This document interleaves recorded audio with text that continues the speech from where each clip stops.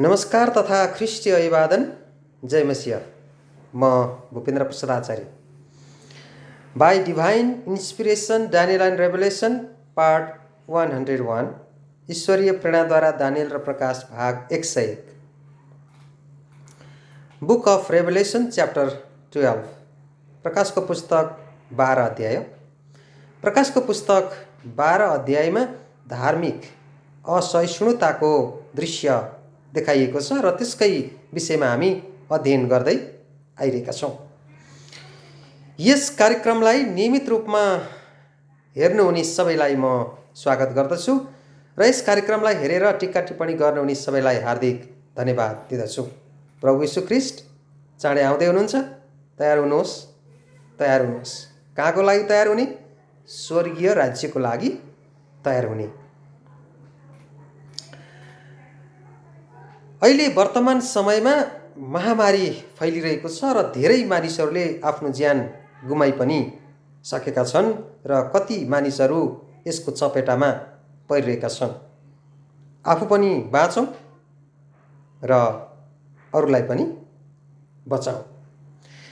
प्रकाशको पुस्तक 12 अध्यायमा हामीले अध्ययन गरिरहेका छौँ र अहिलेसम्म हामीले जुन कुराहरू अध्ययन गऱ्यौँ त्यो साह्रै नै रोचक रहेको छ र यसबाट हामीले धेरै नै आत्मिक लाभ लिन सक्दछौँ र लिँदै आइरहेका छौँ र यसले हामीलाई आत्मिक रूपमा जागृति गराउँछ भन्ने मैले आशा लिएको छु।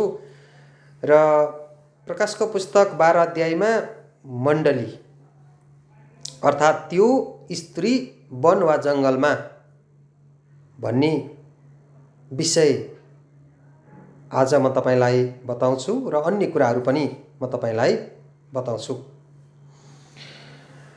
यहाँ हामीलाई फेरि एकपटक पहिलेको समयतर्फ लगिएको छ जब प्रभु येशू मसीहको यस पृथ्वीमा गर्ने महिमामय काम रोक्नमा शैतान असफल भएको थियो।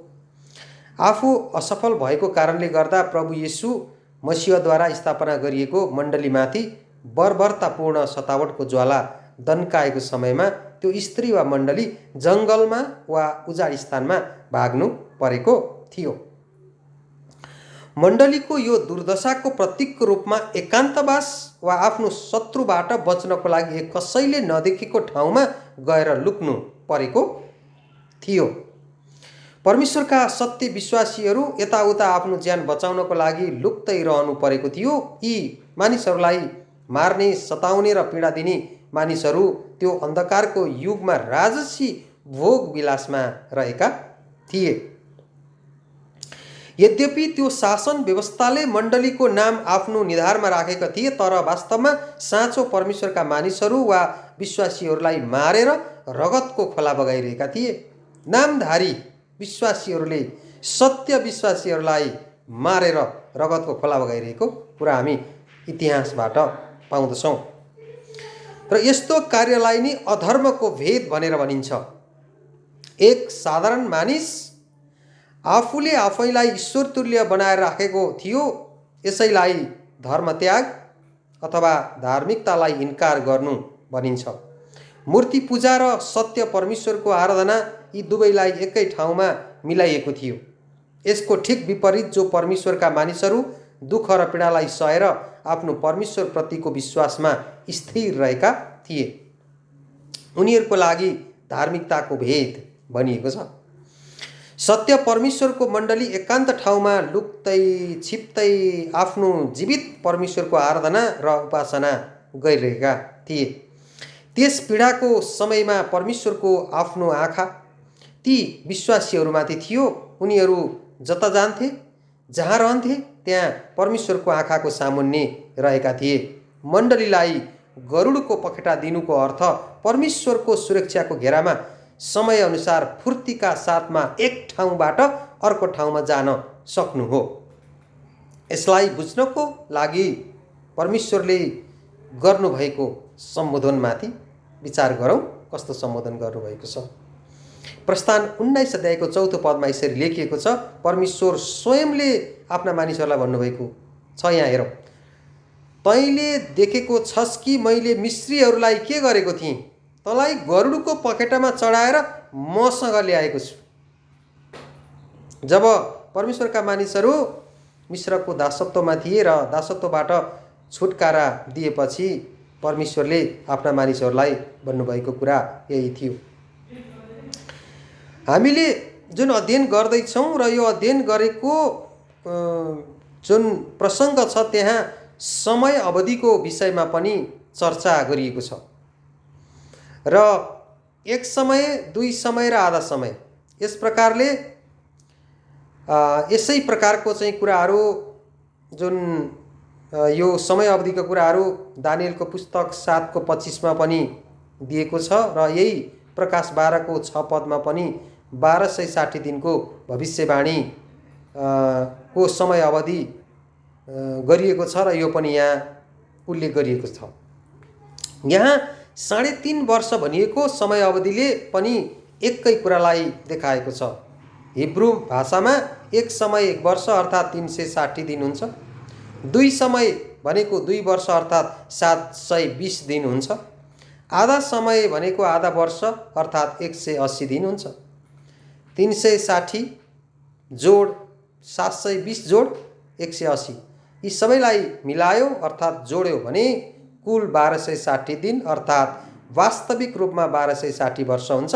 पवित्र शास्त्र बाइबलको भविष्यवाणीमा एक दिन बराबर 1 वर्ष हुन्छ। यो एकदम आवश्यक नियम हो, जुन कुरा उत्पत्तिको पुस्तक 29 अध्यायको 27औं पदमा हामीले पाउन सक्छौँ, गन्ती 14 को 34 मा पाउन सक्छौँ र इजकियल 4 अध्यायको 6औं पदमा पाउन सक्छौँ।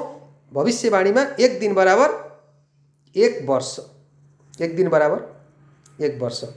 यो हिसाबले हामीले गन्ती गऱ्यौँ भने त्यहाँ उल्लेख गरेको समय अवधि निक्लिन्छ, अन्यथा निक्लिँदैन।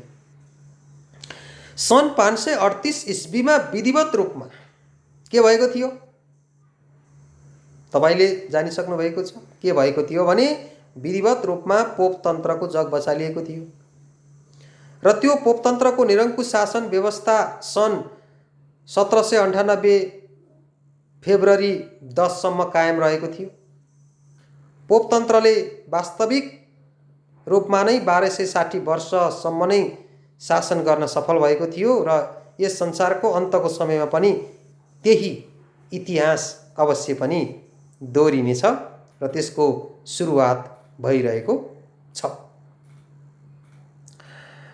त्यो अजिङ्गरको मुखबाट निस्केको पानी अर्थात् बाढीले मण्डलीलाई डुबाइदिएको थियो।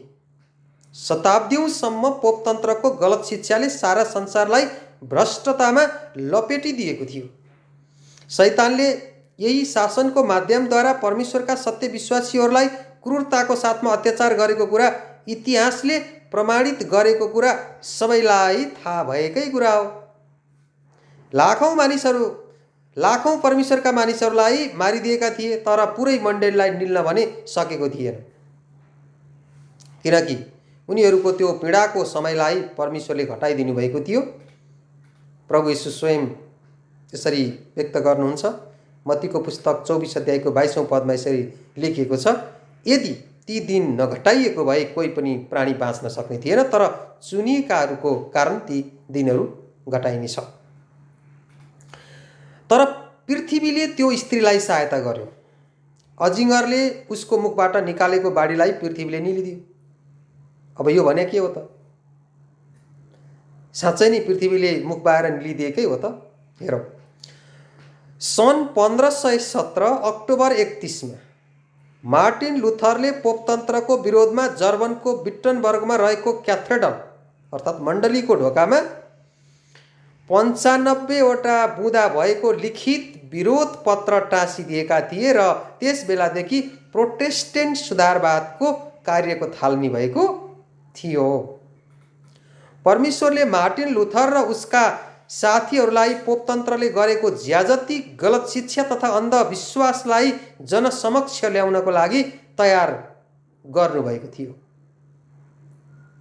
त्यसबेलादेखि धार्मिक स्वतन्त्रताको बिहानीको किरण लागेको थियो।